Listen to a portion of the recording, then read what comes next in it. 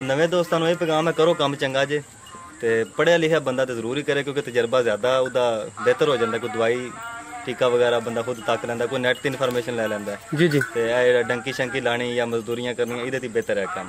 ये मझां दे नाल वैसे ही बस एक बकरी लई उससे दी इजाफा होएगा। ते हुण तुहाडे कोल मझ एक भी नहीं ते बकरियां माशाअल्लाह इन्नियां ज़्यादा ने।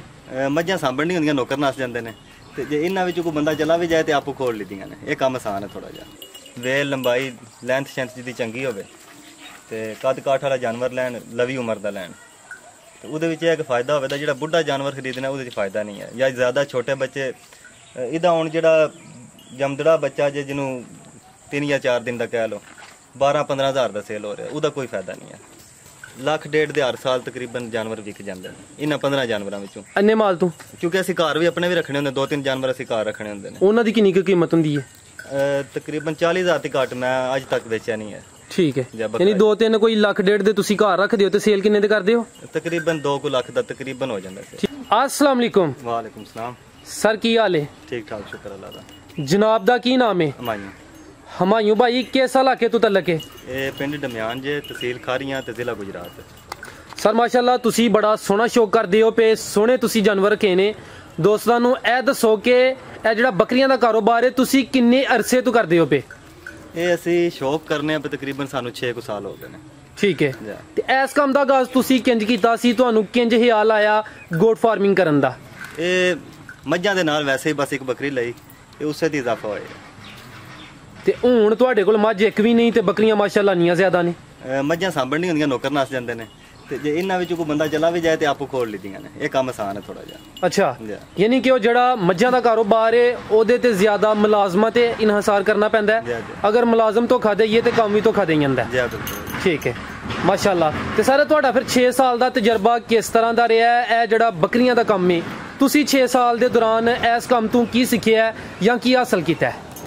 ਅਸੀਂ ਇਹਦੇ ਵਿੱਚ ਨੁਕਸਾਨ ਤਾਂ ਪਹਿਲੀ ਗੱਲ ਸਾਨੂੰ ਹੋਇਆ ਫਿਲਹਾਲ, ਤੇ ਦੂਸਰਾ ਸਾਡੇ ਜਿਹੜਾ ਕੁਰਬਾਨੀ ਦਾ ਜਾਨਵਰ ਹੈ ਸਾਨੂੰ ਬਾਹਰੋਂ ਨਹੀਂ ਲੈਣਾ ਪੈਂਦਾ, ਤਕਰੀਬਨ ਜ਼ਿਆਦਾ ਘਰੋਂ ਹੀ ਦਿੰਦੇ ਹਾਂ ਤੇ ਉਸ ਤੋਂ ਇਲਾਵਾ ਵੀ 4-5 ਬੱਕਰੇ ਅਸੀਂ ਵੇਚ ਵੀ ਦਿੰਦੇ ਹਾਂ ਇਹਦੇ ਵਿੱਚ। ਇਹ ਹਰ ਸਾਲ ਈਦ ਉੱਤੇ? ਜੀ ਠੀਕ ਹੈ, ਮਾਸ਼ਾਅੱਲਾ। ਸਰ ਤੁਸੀਂ ਕਾਫੀ ਇਹਨਾਂ ਦੇ ਮੁਤਲਕ ਲਰਨਿੰਗ ਵੀ ਕਰਦੇ ਹੋ, ਜਿਹੜੇ ਤੁਹਾਡੇ ਇਲਾਕੇ ਦੇ ਕੋਈ ਗੋਟ ਫਾਰਮਰ ਨੇ ਤੁਸੀਂ ਉਹਨਾਂ ਕੋਲ ਵੀ ਜਾਂਦੇ ਹੋ ਕਿ ਸਲਾਹ ਮਸ਼ਵਰਾ ਵੀ ਕਰਦੇ ਹੋ, ਤੇ ਤੁਸੀਂ ਕੀ ਸਮਝਦੇ ਹੋ ਕਿ ਇਸ ਕੰਮ ਨੂੰ ਕਿਸ ਤਰੀਕੇ ਨਾਲ ਕੀਤਾ ਜਾਏ, ਕਿਹੜੀਆਂ ਗੱਲਾਂ ਦਾ ਖਿਆਲ ਰੱਖਿਆ ਜਾਏ ਤੇ ਜਿਹੜੇ ਨਿਊ ਕਮਰ ਨੇ, ਨਵੇਂ ਬੰਦੇ ਇਸ ਕੰਮ ਨੂੰ ਕਰਨਾ ਚਾਹੁੰਦੇ ਨੇ ਉਹ ਇਸ ਕੰਮ 'ਚ ਕਾਮਯਾਬੀ ਦੇ ਝੰਡੇ ਗਾੜ ਸਕਦੇ ਨੇ?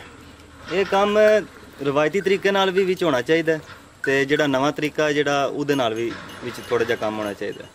ਜੇ ਰਵਾਇਤੀ ਤਰੀਕਾ ਉਹਦੇ 'ਚ ਇਹਨਾਂ ਨੂੰ ਚੁਗਾਉਣਾ ਚਾਹੀਦਾ ਬਾਹਰ, ਜਿਹੜਾ ਗੋਟ ਫਾਰਮ ਵਗੈਰਾ ਬਣਾ ਕੇ ਉਹਨਾਂ ਨੂੰ ਬੰਨ ਲੈਣਾ ਜਾਂ ਡੱਕ ਲੈਣਾ, ਉਹਦੇ 'ਚ ਨੁਕਸਾਨ ਹੁੰਦਾ। ਤੇ ਜਿਹੜਾ ਬਾਹਰ ਖੋਲਣਾ ਇਹਨਾਂ ਦੀ ਇੱਕ ਤਾਂ ਸਿਹਤ ਠੀਕ ਰਹਿੰਦੀ, ਦੂਸਰਾ ਇਹ ਖਰਚਾ ਨਹੀਂ ਕਰਾਉਂਦੀਆਂ, ਤੁਹਾਡਾ ਮੁਫਤ ਰਹਿੰਦਾ ਕੰਮ ਜੀ। ਸਰਦੀਆਂ ਵਿੱਚ 2 ਜਾਂ 3 ਮਹੀਨੇ ਤੁਹਾਨੂੰ ਖਰਚਾ ਕਰਨਾ ਪੈ ਜਾਂਦਾ। ਉਹ ਪੱਠੇ ਕਾਸ਼ਤ ਕਰ ਲਓ ਜਾਂ ਦਾਣੇ ਪਾ ਲਓ, ਉਹ ਤੁਹਾਡੀ ਆਪਣੀ ਮਰਜ਼ੀ। ਠੀਕ ਹੈ, ਇਹ ਤੇ ਹੋ ਗਿਆ ਨਾ ਰਵਾਇਤੀ ਤਰੀਕਾ, ਜ਼ਿਆਦਾਤਰ ਗੋਟ ਫਾਰਮਰ ਇਹੀ ਕਰਦੇ ਨੇ।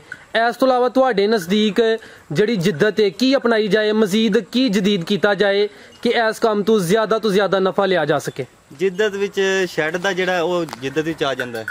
ਉਹ ਜਿਹੜਾ ਪੁਰਾਣਾ ਤਰੀਕਾ ਛਾਪੇ ਲਾ ਕੇ ਤੇ ਵਾੜੇ ਬਣਾਉਣੇ, ਤੇ ਉਹ ਸਾਰੀ ਜ਼ਿੰਦਗੀ ਜਿਹੜੇ ਨੇ ਉਹ ਛਾਪੇ ਲਾਉਂਦੇ ਰਹਿੰਦੇ। ਇਹ ਹੁਣ ਜਿੱਕਣ ਇਹ ਸ਼ੈੱਡ ਬਣਿਆ, ਇਹਦੇ ਵਿੱਚ ਸਾਡਾ ਟੋਟਲ ਖਰਚਾ ਜਿਹੜਾ ਆਇਆ ਜੇ ਤਕਰੀਬਨ ਇਹ 100 ਬੱਕਰੀ ਦਾ ਸ਼ੈੱਡ ਹੈ ਅੰਦਾਜ਼ਨ। ਠੀਕ ਹੈ, ਸਾਡੇ ਕੋਲ ਹੁਣ 14 ਜਾਨਵਰ ਨੇ ਤੇ ਇੱਕ ਸਾਈਡ ਦੇ ਉੱਤੇ ਸਾਰੇ ਪੂਰੇ ਆਏ ਨੇ।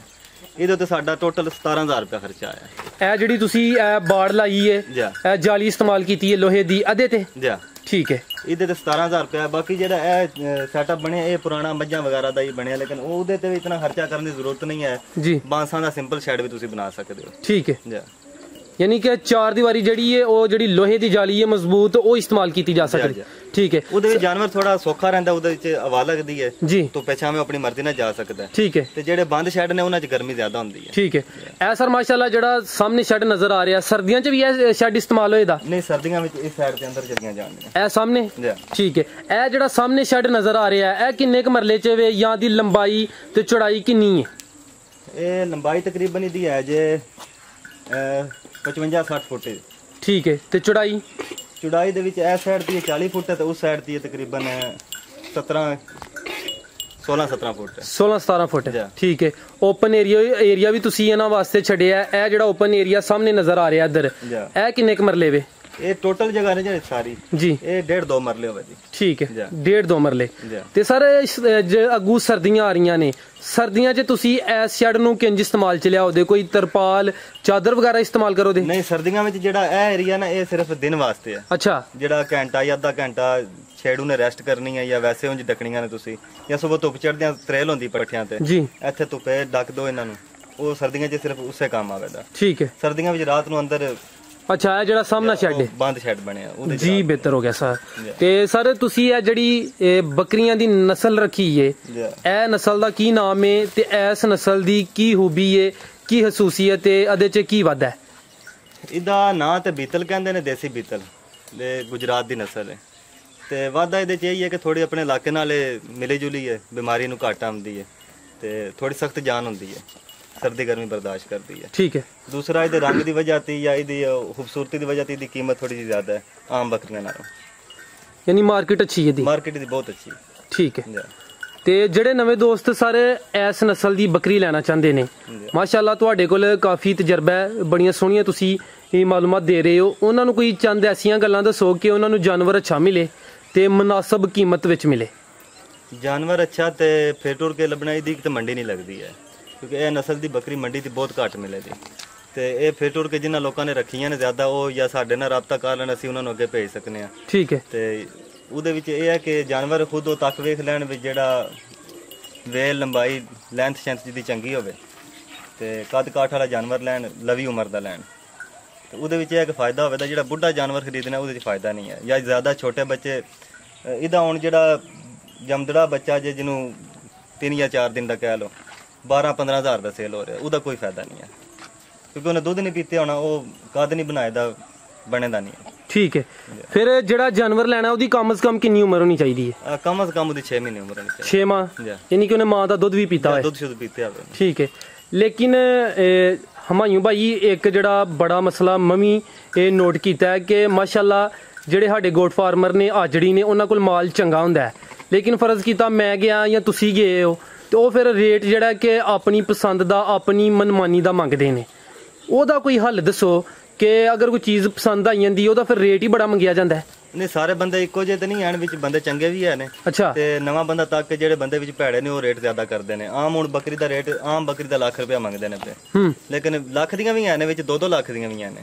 ਲੇਕਿਨ ਇਹ ਤੱਕਣ ਵਾਲੇ ਨੂੰ ਖੁਦ ਪਤਾ ਹੋਣਾ ਚਾਹੀਦਾ ਵੀ ਇਹਦੇ ਚ ਕਿ ਥੋੜਾ ਜਿਹਾ ਤਜਰਬਾ ਲੈ ਲੈਣਾ ਚਾਹੀਦਾ ਪਹਿਲੇ, ਤੇ ਜਾਂ ਉਹ ਪਹਿਲੇ ਜਿਹੜਾ ਬੰਦਾ ਕੰਮ ਕਰ ਰਿਹਾ ਉਹਦੇ ਨਾਲ ਰਾਬਤਾ ਕਰੇ, ਮਸ਼ਵਰਾ ਲਿਆ ਉਹਦੇ ਕੋਲੋਂ। ਠੀਕ ਹੈ, ਜ਼ਬਰਦਸਤ। ਤੇ ਇਸ ਟਾਈਮ ਸਰ ਤੁਹਾਡੇ ਕੋਲ ਟੋਟਲ ਛੋਟੇ ਮੋਟੇ ਕਿੰਨੇ ਭਾਰੂ ਨੇ? ਇਹ 15 ਨੇ। 15। ਇਹਨਾਂ ਤੋਂ ਜਿਹੜਾ ਮੇਨ ਜ਼ਰੀਆ ਆਮਦਨ ਹੈ ਉਹ ਦੁੱਧ ਦਾ ਕਾਰੋਬਾਰ ਹੈ ਇਹਨਾਂ ਦਾ, ਜਾਂ ਕਿ ਇਹਨਾਂ ਦੇ ਜਿਹੜੇ ਜਾ ਨੇ ਉਹ ਤਿਆਰ ਕਰਨਾ ਨੇ? ਨਹੀਂ, ਅਸੀਂ ਦੁੱਧ ਤੇ ਨਹੀਂ ਇਹਨਾਂ ਦਾ ਕਰ ਸਕਦੇ, ਜਾਨਵਰ ਥੋੜੇ ਨੇ। ਅੱਛਾ। ਤੇ ਅਸੀਂ ਵੈਸੇ ਇਹਨਾਂ ਦੇ ਤਕਰੀਬਨ ਲੱਖ ਡੇਢ ਦੇ ਹਰ ਸਾਲ ਤਕਰੀਬਨ ਜਾਨਵਰ ਵਿਕ ਜਾਂਦੇ ਨੇ ਇਹਨਾਂ 15 ਜਾਨਵਰਾਂ ਵਿੱਚੋਂ। ਅੰਨੇ ਮਾਲ ਤੋਂ? ਕਿਉਂਕਿ ਅਸੀਂ ਘਰ ਵੀ ਆਪਣੇ ਵੀ ਰੱਖਣੇ ਹੁੰਦੇ, 2-3 ਜਾਨਵਰ ਅਸੀਂ ਘਰ ਰੱਖਣੇ ਹੁੰਦੇ ਨੇ। ਉਹਨਾਂ ਦੀ ਕਿੰਨੀ ਕੁ ਕੀਮਤ ਹੁੰਦੀ ਹੈ?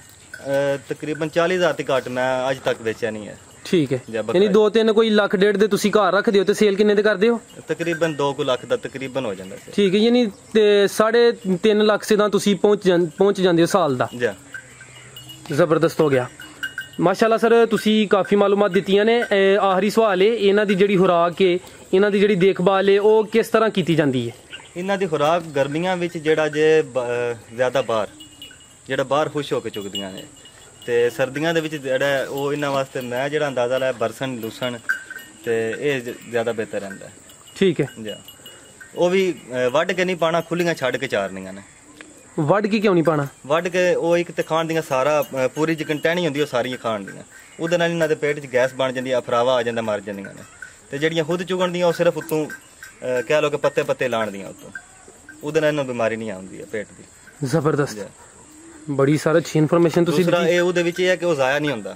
ਠੀਕ ਹੈ। ਉਹ ਜਿੰਨਾ ਇਹਨਾਂ ਨੇ ਖਾਣਾ ਬਾਕੀ ਉਹ ਜ਼ਮੀਨ ਦੇ ਵਿੱਚ ਹੀ ਰਹਿੰਦਾ ਹੈ। ਜੀ ਜੀ। ਜਿਹੜਾ ਵੱਢ ਕੇ ਪਾਣਾ ਉੱਤੋਂ ਖਾ ਜਾਣਦੀਆਂ, ਬਾਕੀ ਜਿਹੜਾ ਉਹ ਜ਼ਾਇਆ ਜਾਣਾ।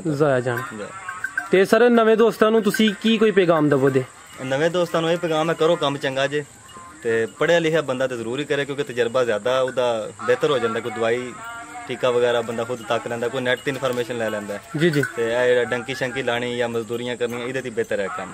ਠੀਕ ਹੈ ਜੀ। ਯਾਨੀ ਆਪਣੀ ਜਾਨ ਦੀ ਬਾਜ਼ੀ ਨਾਲ ਆਵੋ, ਇੱਥੇ ਮਿਹਨਤ ਕਰੋ, ਇੱਥੋਂ ਹੀ ਸਭ ਕੁਝ ਮਿਲ ਸਕਦਾ ਹੈ। ਜਿਹੜਾ ਕਿਸੇ ਕੋਲੇ ਜਾ ਕੇ ਲੇਬਰ ਕੰਮ ਕਰਦੇ ਨੇ ਪਏ ਤੇ ਉਹ ਇਹ ਬਿਹਤਰ ਹੈ ਇਹ ਹੀ ਕੰਮ ਕਰ ਲੈਣ, ਕਿਉਂਕਿ ਸਾਡੇ ਕੋਲ ਹੁਣ ਇੱਕ ਬੱਕਰੀ ਦੀ 6 ਸਾਲਾਂ ਦੇ ਵਿੱਚ ਮਾਸ਼ਾਅੱਲਾ ਅਸੀਂ ਤਕਰੀਬਨ 20 ਤੋਂ 25 ਜਾਨਵਰ ਬਣਾਏ ਨੇ, ਜੀ ਜੀ ਵੱਡੇ ਜਾਨਵਰ। ਠੀਕ ਹੈ ਫਿਰ ਉਸ ਵਿੱਚ ਕੋਈ ਵੇਚ ਦਿੱਤੀਆਂ ਹੀ ਆ ਤੇ ਉਸ ਤੋਂ ਬਾਅਦ ਫਿਰ ਵੀ ਇਹ ਦੁਬਾਰਾ ਵਾਧੇ ਵਿੱਚ ਨੇ। ਠੀਕ ਹੁਣ ਫਿਰ ਸਾਰੀਆਂ ਤਕਰੀਬਨ 9 ਜਾਨਵਰ ਫਿਰ ਗੱਭਣ ਨੇ। ਮਾਸ਼ਾਅੱਲਾ। ਜੀ। ਚਲੋ ਜੀ, ਅੱਲਾਹ ਪਾਕ ਉਹਨਾਂ ਨੂੰ ਸਿਹਤ ਦੇ।